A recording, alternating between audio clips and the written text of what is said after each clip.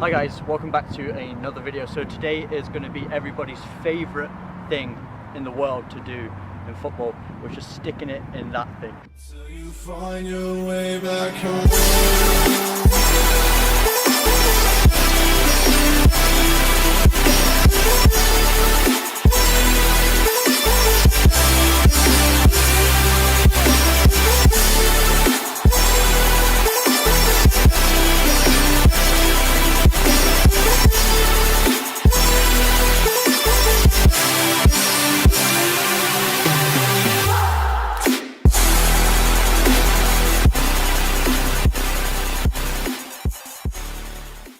Everybody loves shooting, everybody loves a golazo, everybody loves to whack one top corner, but we need consistency in shooting. It's not all about scoring the pretty goals. If you want to do well in football or soccer at a high level, you need to be consistent with your shooting. Even if they don't look as pretty, it's about hitting the corners, it's about using proper technique and making your shots unstoppable for any goalkeeper to stop. So let's talk about it. So the first thing we need to clear up, a lot of people think this, but a lot of people think that shooting is all about hitting and hoping. The first thing we need to do is take that idea and throw it in the bin, because we have full control over our shots. We can control where the ball goes, we can control how hard we're shooting it. It's not about hitting and hoping and just wanting it to go to the back of the net. Another myth that I get a lot of questions about is, do you have to have strong legs? Do you need to be hitting the gym to be able to shoot a ball with power? And that's not the case whatsoever. It's all about technique. I see a lot of kids coming out here taking shots and they're just, without even any control over their body, just looking to smash the ball as hard as possible, not caring about where it goes, and it ends up getting less power than if you went up to the ball with proper technique. But let's talk about what proper technique is. So what I like to do is, when I get the ball at my feet, I want to be taking about 3 or 4 steps before I hit the shot. So I hit the ball out, and as you can see, I'm coming up on my toes a little bit, getting a nice stride length. That's going to increase the momentum behind the strike. So that's number 1 key tip for good shooting technique. Number 2 is our planting foot, and I think this is the most important thing that I see a lot of kids getting wrong. This standing foot basically determines where the ball is going to go. When we plant our standing foot, we need it pointing at our target. So wherever you point one foot, the other foot wants to go in that direction. Pointing at this corner, our hips want to come through and follow the same line pattern. So if we're pointing at the area we want to hit at, chances are when we strike the ball is going to travel in that general area. Another thing about standing foot, what I see a lot of people doing, is their actual positioning in relation to the ball. So I see a lot of kids planting it out here because they think you need a lot of space. I see them planting it too far forwards. I see them planting it far back to try and do it. All of these things are going to put you off balance. Your planting foot needs to be beside the ball, very close to it. Just think about it for a second. Essentially when you're shooting, you're balancing on one leg as you're kicking it. So just stand on one leg for a second. Now put your leg out here. It's harder to balance. The closer your leg is into the other one, you can balance for ages. And that's what it is. When you're standing on one leg, your other foot is here, you have a good center of balance. If your foot's over here and you're trying to strike it, you're off balance. If you're here, you're off balance because this leg's striking here, and if you're here, you're off balance because you're stretching for it. So you want it basically exactly beside the ball. I would say try and get your ankle going through the center of the ball. That's my frame of reference. It's going to take a bit of practice, but get it nice, right beside the ball, nice and close, maybe an inch or so between your foot and the ball, and pointing it towards your target. Next thing we need to do, as we plant our foot, another thing that's going to help us with our balance is our arm. Now I see a lot of players, they're approaching the ball, they've just got their hands by their side, and again, just stand on one leg for a second. Okay, you can balance, but look how much easier it is if you put an arm out for balance. You feel a lot more stable, and that's what we're doing. When we're standing here, because we're swinging our leg, if our arm's to our side, then we're going to be off balance. If we're having our arm out like this, it's just an aid for balance. You see a lot of top professionals, they have it. Because the more balanced you are, the more control you have over your body, the more likelihood of the ball going where you want it to go. Step number 4. When we are striking the ball, we need our chest over the ball. So when your chest is over the ball, all it is going to stop it rising over the crossbar. You lean back, you get underneath it, that ball's going over pretty much 9 times out of 10. You might fluke one in now and again, but we don't want to be hitting with fluke. We want to hit deliberately, we want to put the ball exactly where we want it to go. Now, very importantly, another mistake that a lot of players make they think that the power behind the shot comes from the follow through.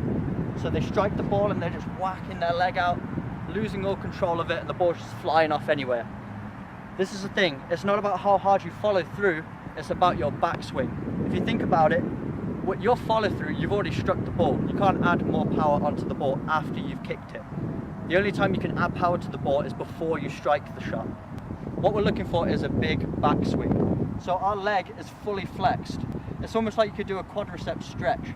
Your leg is flexed that much because it's coming from this position and it's adding force through the ball. So even if you don't have the biggest legs in the world, as you create movement, it adds even more power. You probably put in 2 to 3 times your body weight just because of that added movement. So we're looking for a fully flexed leg. This is where your power is going to come from. I see a lot of players, when they're coming up to approach the ball, their backswing is like here. And then they try and do a huge follow through. It's too late at that point. You can't add power on after the shot's been hit. All right, the next thing we're going to talk about is the area on the foot we're going to strike the ball with. It's this area right here.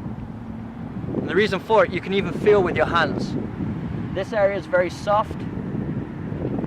You've got a lot of bones down there, so it's very soft, they're very flexible. The higher you get up the foot, you can even feel it. It gets harder, it becomes more rock-like. That's because it's the densest part of the foot. So it's just very plain and simple. A lot of football boots, they are designed this way. They reinforce this area to give you more impact behind the shot. And that just gives you a hint that that's the area of your foot you want to be striking with. Because naturally your bones are harder in that place. So you're getting more of a strike behind the ball, it's going to create more velocity. If you want power and a good, crisp, clean strike of the ball, this is the area of the foot you want to be concentrating on. So you're angling your foot to the side, pointing your toes down, just to expose this area here. Kind of like that. And with the area of the foot, we also need to talk about the area of the ball we want to strike with. So just as a rule, we try and hit through the center of the ball. Bang, bang, right through the middle here. You hit too low, it's going over. Hit too high, it's just going to hit the ground and trickle through. We've all done that grass cutter shot. It doesn't feel good to do it. We hit through the center, it's just going to go like an arrow. And the last point, and it's still very important, is our follow through. So your follow through, kind of like a pointer, needs to go towards your target. So after I've struck the ball, I'm following through and pointing towards my target. So it's almost like you're pointing with your toes where you want the ball to go, and that's going to help you with accuracy. So if you're following through towards that target, chances are you've hit the ball towards there. Now, you don't need your follow through to be a huge swing, because like I said, after we've made contact with the ball, we can't increase power afterwards. So when we follow through, it doesn't matter if it's a short follow through or a long follow through, but what I think is important is if you come off your standing foot, because otherwise if you stay on your standing foot as you strike it, chances are you're going to come off balance. So you don't need to smash it and fly your leg off over there. Just make sure you're pointing towards your target, and as soon as possible, come off that standing foot and land back on your kicking foot. So these are things you really need to take into account. A couple of key points. When you are practicing this, if this is new information to you, at first it's going to feel very foreign. It's going to feel like you really need to think about each step. You might look like you're really focusing on technique and it's not going to feel natural. But over time, this is what happens. Anything in life that you do over and over and over again, your brain gets used to doing it more, so it works out more efficient ways of doing it. So that over time, instead of you thinking, right, I need to run up, I need to plant my foot, I need to use this part of the foot, I need to make sure my arm's out for balance, instead of you having to think about all those things, it slowly becomes second nature. And that's why at the pro level, it might not look like they're thinking about anything that they're doing. It all looks very instinctive, but that's because at a young age they learnt these techniques, and then over time their brains became more efficient at it, became more used to doing it, and now it looks like they're doing it without even thinking. Their brain has become so efficient at processing that information that they can just do it on demand without even having to think about it. So that's my advice to you. If it becomes frustrating at first and it's not happening, don't worry about it. Keep practicing, and over time you're going to become efficient at it, you're going to become better, you're going to get more consistent at shooting. So I'm going to leave you with this quote: you miss 100% of the shots you don't take. You miss 100% of the shots you don't take. Remember that. Remember that, because if you're in a game and you're not taking shots, you have no chance of scoring a goal. If you're taking shots and some of them are going off target, fair enough, but one of those might go in after a while. So if you take a shot in a game, it has a chance of going in, so always remember that. Right, I want you to think about shooting like this. Everyone remembers when their mum used to cook them dinner. A lot of mums would say you don't get dessert until you eat your vegetables, right? Now eating the vegetables isn't as much fun, but if you do it, you're going to get dessert. So that's how you got to treat scoring a goal. Scoring a goal is like eating dessert. Everyone loves it, right? But unless you do the fundamentals well, you're not going to score a goal. So unless you eat those vegetables, you're not going to score a goal. So the vegetables are the standing foot, the body positioning, that discipline. But if you do all those things well, even if it's not as much fun, you're going to score more goals. So just stay disciplined with it, and that's the key word of the day, is discipline. Be disciplined. Instead of just going out to the field when you're practicing and just hitting shots aimlessly, really focus on each and every shot. Use every moment on the field as an opportunity to improve. Don't waste it. So with each shot, just work on these fundamentals. Of course you're going to make mistakes. That's why we're human beings. We make mistakes.